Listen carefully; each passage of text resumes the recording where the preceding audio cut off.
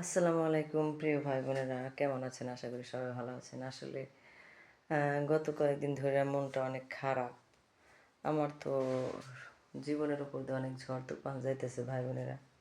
কিস্তির জ্বালায় জ্বালায় মরে গেলাম, জীবন ছালাফালা হলো। এই যে মনে করেন 8,000 টাকা হাজব্যান্ড দিছে, 15,000 টাকা কিস্তি, মাসিক সম্পূর্ণ কিস্তি আমার 60,000 টাকা।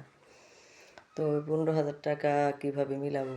কিস্তিওয়ালারা তো আর মানে না। কালকে পরে ঘরের ফ্যান ছিল, স্ট্যান্ড ফ্যান, আর ট্রাঙ্ক ছিল, ওই যে দেখছেন না, ট্রাঙ্কটা বিক্রি করে দিছি, দিয়া টাকাটা মিল করে দিয়া কিস্তি দিছি। যে এখন সব কাপড় চোপড় আবার ঠিকঠাক মতো রাখি, দেখি আবার কিনলে আপনারা দেখতে পারবেন। তো জীবনে কখন কার কোন সমস্যা আসে কখনো বলা যায় না, বিপদ বলে কই আসে না। ব্যবসা বাণিজ্য তো জানেনই অনেক খারাপ, যার কারণে আমার এরকম সমস্যা হয়েছে। তা আল্লাহ ভরসা, আল্লাহ ছাড়া কেউ নাই। আর আপনারা দোয়া করবেন যেন সমস্যা থেকে একটু উঠতে পারি, আল্লাহ যেন সমস্যা দূর করে দেয়।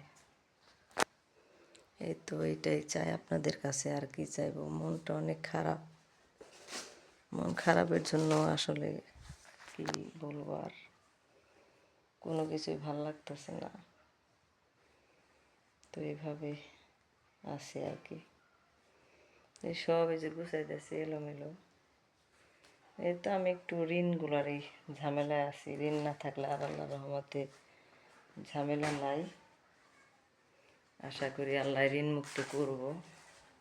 এই যে দেখেন না, ঘরের সোফা, তারপরে ডাইনিং টেবিল, এগুলো আমি বিক্রি করে দিছি।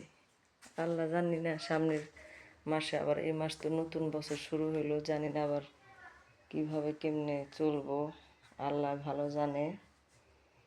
তো এই পরিস্থিতিতে আছি ভাই বোনেরা। তো আপনারা দোয়া করবেন জানি ঋণ টিন শোধ করতে পারি, আল্লাহ যেন তৌফিক দান করে।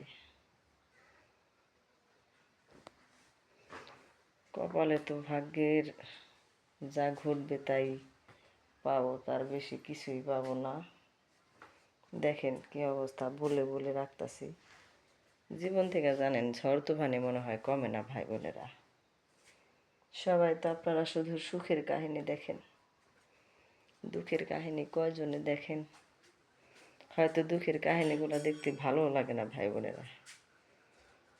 তো আলহামদুলিল্লাহ কাপড় চোপড়ের কষ্ট নাই, কিন্তু এই টাকার প্রবলেমে পুরো একদম জীবন মনে করেন যে ঝালাপালা হয়ে গেছে। খুব একটা জীবনে কষ্টের মধ্যে আছি। এত এগুলো মনে হয় যে জীবন থেকে আমার কষ্টই যাব না ভাই বোনেরা। একবার ঢাকা থেকে আসি, গুছাই, আবার ঢাকায় আবার বিক্রি করি, আবার ট্রাঙ্ক কিনি, আবার বিক্রি করি। এই অবস্থা শুরু হয়েছে জীবনের উপরে। এই হলো ঘটনা। তো সবাই ভালো থাকেন, সবার জন্য অনেক দোয়া করি, সবাইকে আল্লাহ ভালো রাখুক।